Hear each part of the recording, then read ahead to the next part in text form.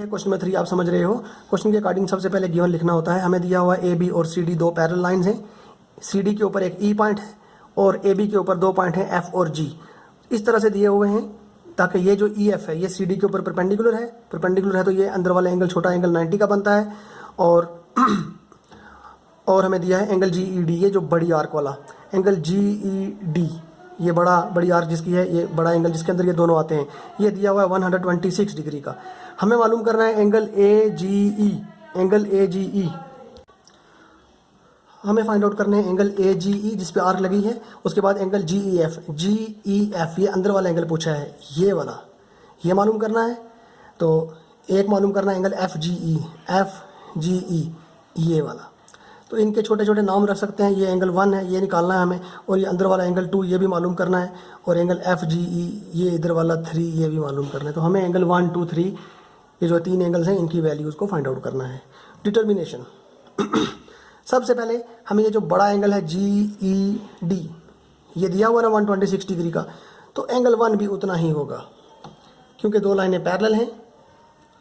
Since A B is parallel to C D, therefore clearly angle 1 is equal to 126 degree.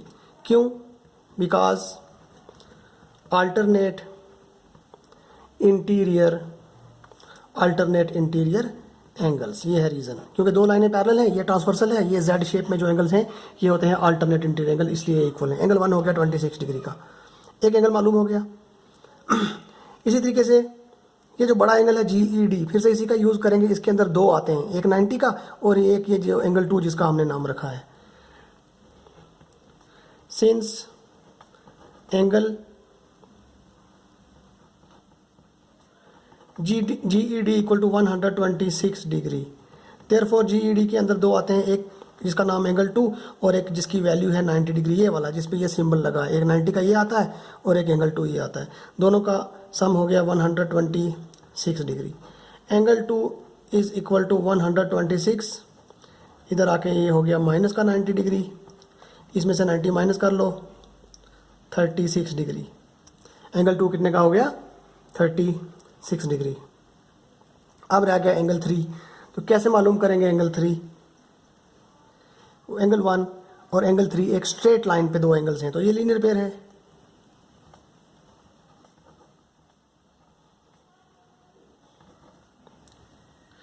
From linear pair of angles angle 1 plus angle 3 is equal to 180 degree. Angle 1 यहाँ निकाल चुके, उसकी जगह value डालेंगे 126 plus angle 3 is equal to 180 degree. Angle 3 is equal to 180, ये इधर transpose हो गया 126 डिग्री। तो इसमें से 126 माइनस करने हैं 180 में से, 10 और 6 हो गए 4, 7 और 2 हो गए 5, 54 डिग्री। तो तीनों एंगल निकल गए। शॉर्टकट जिसका हमने नाम रखा था एंगल 1 2 3, एंगल 1 भी निकल गया, 2 भी और एंगल 3 की। इनकी वैल्यूज लिखनी है और बाद में इनके जो ओरिजिनल नेम है वो रिप्लेस कर देने हैं।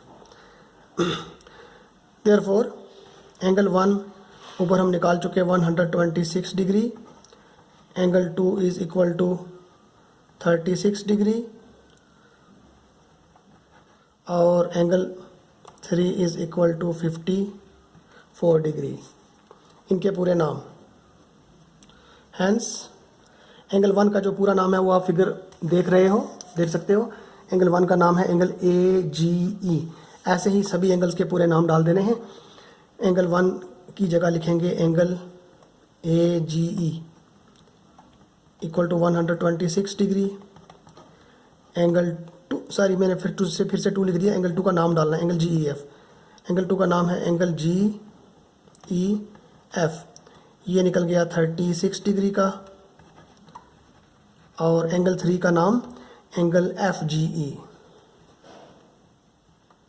एंगल एफ जी ई निकल गया 54 डिग्री का। ये 3 आंसर्स हैं। इस तरह से आप क्वेश्चन की क्या टेक्निक है वो समझ सकते हो और अपने नोट्स बना सकते हो, अपना स्टडी मटेरियल नोट कर सकते हो।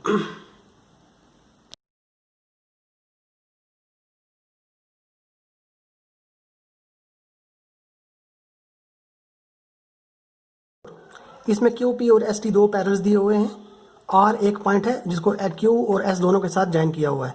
इस तरह से ज्वाइन किया हुआ है, गिवन में लिखा है सब कुछ। तो ताकि angle P Q R 110 degree का बन रहा है और एंगल आर एस टी वो 130 डिग्री का दिया हुआ है। तो हमें फाइंड आउट करना है ये बीच वाला एंगल जिसका शॉर्ट नेम एक्स रखा है, to find angle Q R S. Angle Q R S पूछा है, ये मालूम करो।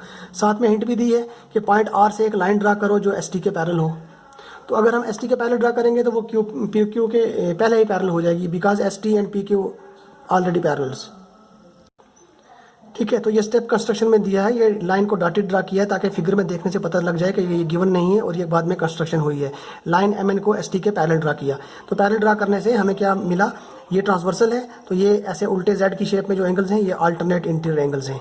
ये जैसे उल्टा जेड बन रहा है, इधर 130 का और इधर दोनों 1 और x दोनों मिला के कितने के हो जाएंगे 130 डिग्री। यही है इसकी determination. Since M N parallel to S T, therefore इस साइड वाला एंगल का नाम ले लेते हैं एंगल एस और एम।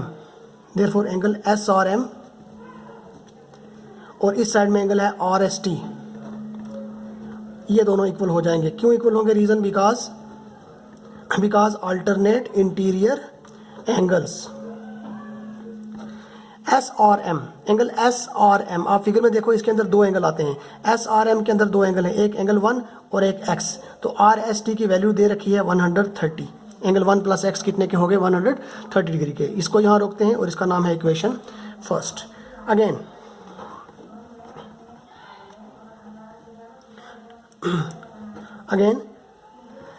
एम एन जो हमने एस टी के पैरेलल ड्रा किया वो क्यू पी के भी पैरेलल है, पी क्यू के पैरेलल है।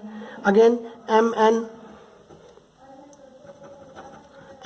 N parallel to P Q, because P Q is already parallel to S T. तो ये भी दो पैरेलल हैं, तो ये बन गया ट्रांसवर्सल, क्यू आर बन गया ट्रांसवर्सल। तो पीछे आपके कोर्स में एक थ्योरम है कि ट्रांसवर्सल के सेम साइड में जो एंगल्स होते हैं उनका सम 180 डिग्री होता है। Therefore angle 1 plus 110 degree is equal to 180 degree, because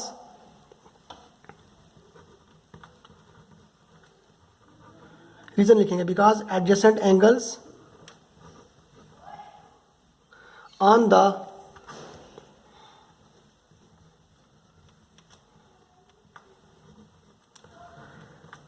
same side of a transversal, एक ही ट्रांसवर्सल के सेम साइड में जो एंगल्स होते हैं उनका सम 180 डिग्री का होता है। इस तरह से एंगल 110 डिग्री को ट्रांसपोज कर देंगे, वो इधर आके माइनस का हो जाएगा, तो पीछे रह गया कितना 70 डिग्री। एंगल 1 हमें मालूम हो चुका 70 डिग्री का। ये एंगल 1 की वैल्यू इक्वेशन फर्स्ट में डालेंगे तो फाइनली x का पता लग जाएगा। Put value of angle 1 in equation first.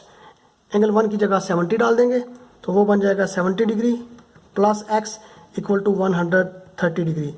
x equal to 130 minus 70, तो इसमें से 70 निकाल लो तो 60 बच गया x।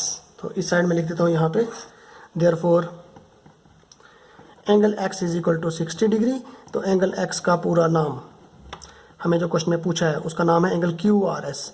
तो angle Q R S is equal to 60 degree. ये है इसके सोल्यूशन। इस तरह से एंगल क्यू आर एस को फाइंड आउट करना है, ये जो बीच में एंगल दिया हुआ है।